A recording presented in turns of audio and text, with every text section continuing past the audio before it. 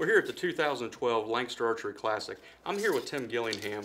Tim, let's talk a little bit about arrow selection, fletching your arrows, you know, what the different purposes are for different parts of the game. Sure. Well, let's first cover what we're here to do really is shoot indoor archery. Rule of thumb for indoor archery is you gain nothing by running a little bitty fletching like this. The standard rule of thumb for indoor archery should be overkill is the rule. Your fletching is your forgiveness factor in a big stiff arrow. If you're running a heavy point, you're going to want more drag on the rear of the shaft. So configurations like this 4-inch AAE, or one of my favorite, and this is actually one of my 3D arrows, is a 4-fletch blazer.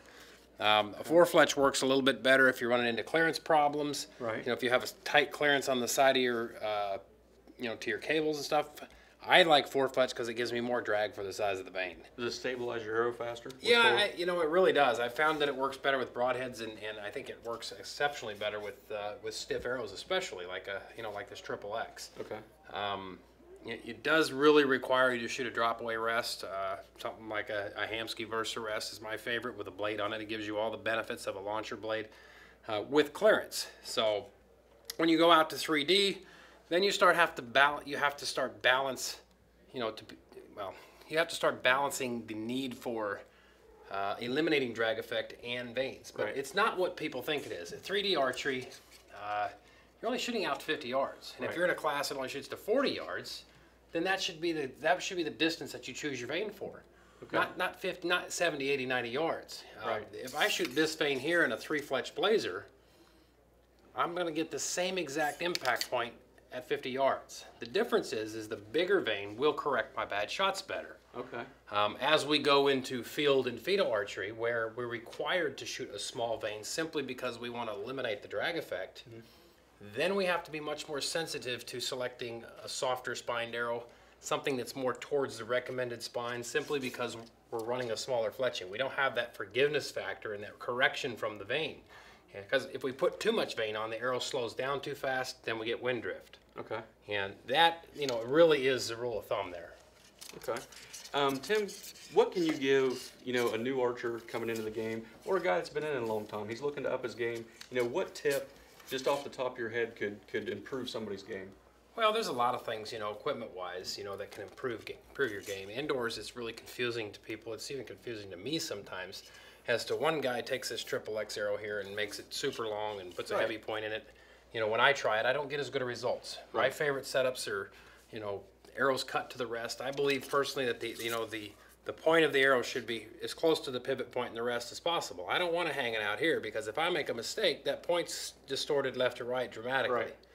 I think you're better off, honestly, and you know, I think you're better off to run that, you know, that point within an inch of the rest. And if you want more forgiveness, you want a more stable bare shaft, put more point weight in it.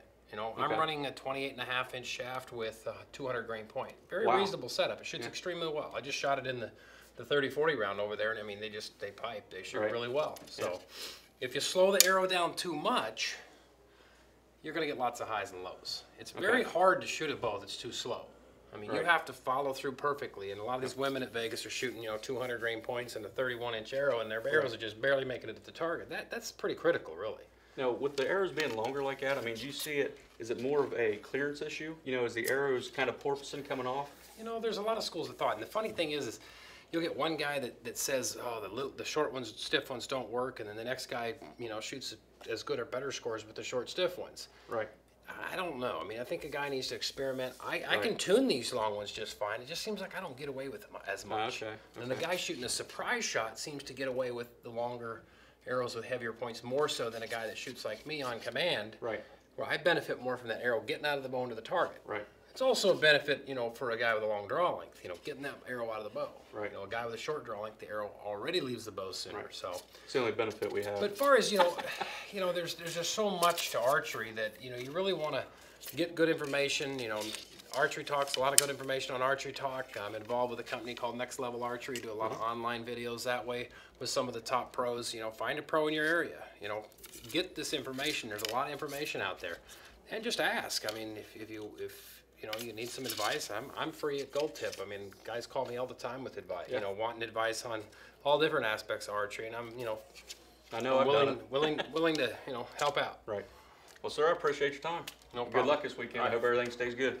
Well, I hope it does too.